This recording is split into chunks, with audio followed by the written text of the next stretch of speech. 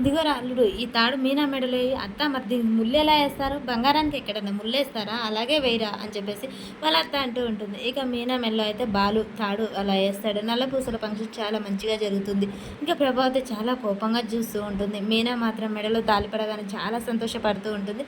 అక్కడ ఉన్న వాళ్ళంతా ఆనందపడుతూ ఉంటారు. అయ్యో ఫంక్షన్ అయిపోయేలా ఉంది, ఈవిడేం పడుకోలేదే అని చెప్పేసి ఇక రోహిణి వాళ్ళమ్మ అక్కడే ఉంటుంది. ఈలోపే ఇక్కడ ఫంక్షన్ మొత్తం జరిగిపోవడంతో బాలు వాళ్ళ చెల్లెళ్ళి అమ్మ అన్న వదిన రమ్మంటున్నారు అక్షంతలేసి ఆశీర్వదించడానికి ఆ పదమ్మ వస్తాను అని చెప్పేసి వెళ్తూ ఉంటుంది. ఈలోపే అక్కడికి రోహిణి ఉంటుంది. ఇక రోహిణి వాళ్ళ అమ్మని చూసి షాక్ అయి దాక్కుంటుంది మనోజ్ వెనక.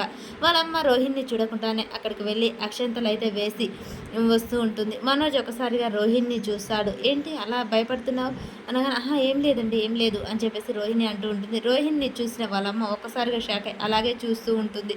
ఇక ఫంక్షన్ అయితే మంచిగా జరిగిపోతూ ఉంటుంది. సుశీలమ్మ ఫోటోగ్రాఫర్ని పిలిచి వీళ్ళని మంచిగా ఫోటోలు తీరా వెళ్ళండి దిగండి అని చెప్పేసి అంటూ ఉంటుంది.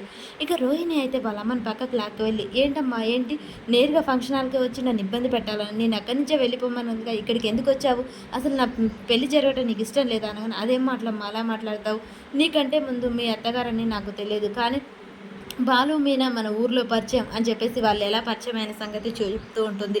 అలా వాళ్ళు పరిచయం అయ్యారు, మన ఇంటికి వచ్చారు. అందుకనే వాళ్ళు నన్ను రోడ్డు మీద చూసి ఎండలో ఉన్నాను రామ్మ అంటే వచ్చాను, కానీ నీ ఫంక్షన్ అని నాకు తెలియదమ్మా, తెలిస్తే వచ్చేదాన్నే కాదు అని చెప్పేసి అనగానే సరే నువ్వెప్పుడు ఇలాగే చేస్తావు, లాస్ట్ మినిట్లో ఇలా చేస్తావని నాకు తెలుసమ్మా, ఎప్పుడు ఏదో ఒక ఇబ్బంది పెడతావు, రెండో కంటికి చెప్పకుండా ఇక్కడి నుంచి అర్జెంటుగా నువ్వు వెళ్ళిపో, చింటుని తీసుకొని వెళ్ళిపో, ఇంకెప్పుడు ఇక్కడికి రాకు అని చెప్పేసి తిడుతూ ఉంటుంది. అలా తిట్టగానే అమ్మ మీనా చాలా మంచిది, అలాగే నువ్వు కూడా ఆ ఇంటికి కోడలుగా అలాగే నడుచుకో, ఇక నేను వెళ్తాను అని చెప్పేసి రోహిణితో చెప్పి వాళ్ళ అమ్మ ఏడ్చుకుంటూ వెళ్ళిపోతూ ఉంటుంది.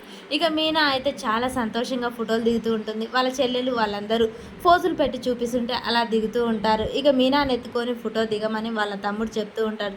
ఏంట్రా ఎటకారం చేస్తున్నావా, ఒక్క నిమిషం ఆగు అని చెప్పేసి బాలు సరదాగా వాళ్ళ తమ్ముడిని కొట్టడానికి వెళ్తూ ఉంటాడు. అలా వెళ్తూ ఉండగానే ఇక రోహిణి వాళ్ళ అమ్మ బ్యాగ్ తీసుకొని చెప్పకుండా వెళ్ళిపోతూ ఉంటుంది. అది చూసినందు అమ్మ ఆగండి ఏంటి అలా వెళ్ళిపోతున్నారు, భోజనం కూడా చేయలేదు, ఎందుకు వెళ్ళిపోతున్నారమ్మా అని చెప్పేసి అడుగుతూ ఉండగా ఇంతలోపే సుశీలమ్మ వాళ్ళ నాన్న అందరూ అక్కడికి వస్తారు.